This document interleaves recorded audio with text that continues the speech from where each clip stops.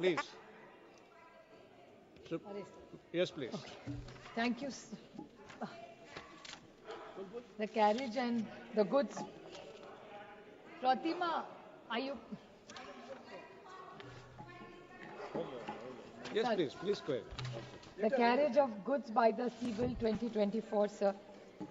Sir, I come from a state which has a very long coastal path and as well as a huge history of maritime trade. India's one of oldest ways of trade has been through the waterways. So maritime trade has a big history and a long connection with the world. You remember the Silk Route, sir. So the entire Asia was connected to the entire Western world, and we were the leaders at that time.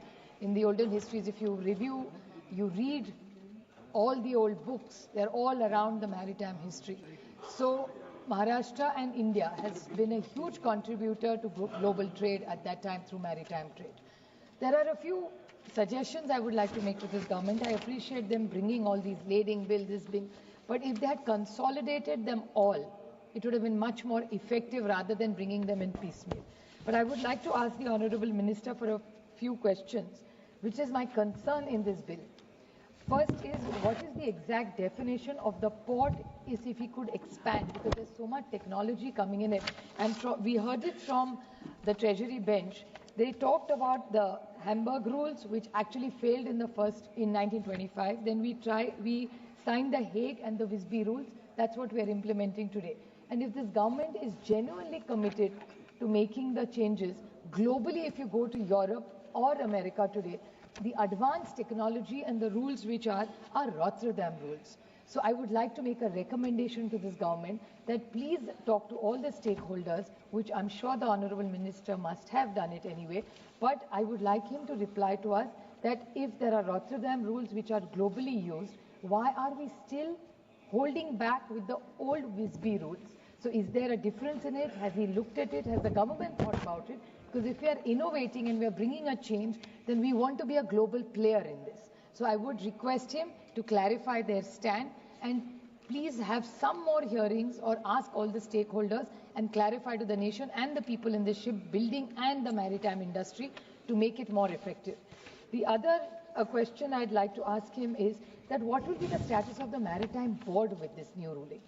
Will you dismantle it? Will there be different? How will you protect the stakeholders, and what will be the role of the maritime board with so many changes in various bills in the statutory of boards? What will be the role of the states? What will be central government? So we need more clarity, because a lot of times we are working together in these large infrastructure projects. Another thing, what will be the responsibility?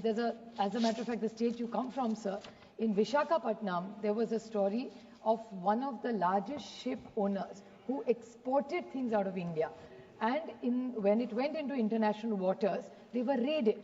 And the allegation made against an Indian businessman was that there were drugs in it. So it was obviously, there was rulings, the ship was brought back, a big investigation. There's nothing wrong with that. My only concern is that after 9 months, it was proved that there were no drugs, it was shrimp feed in it.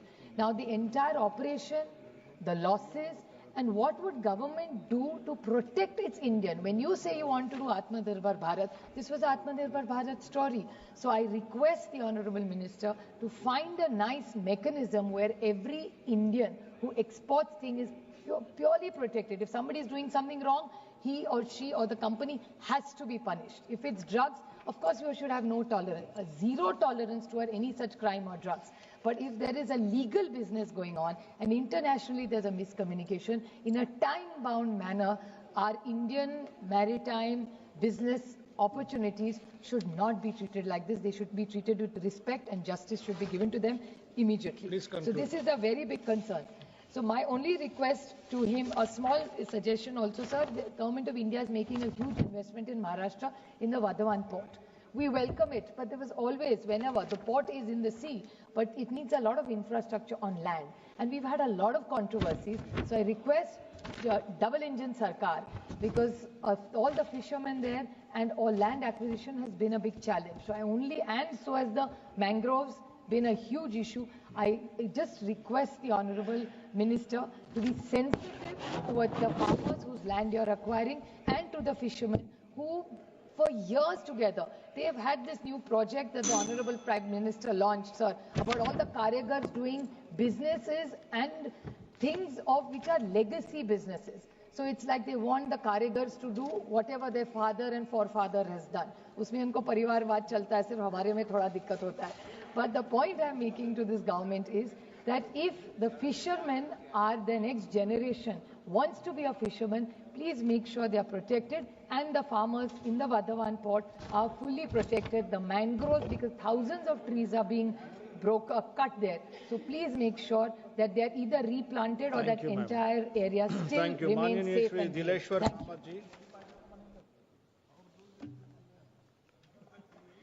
Dileshwar Kamath.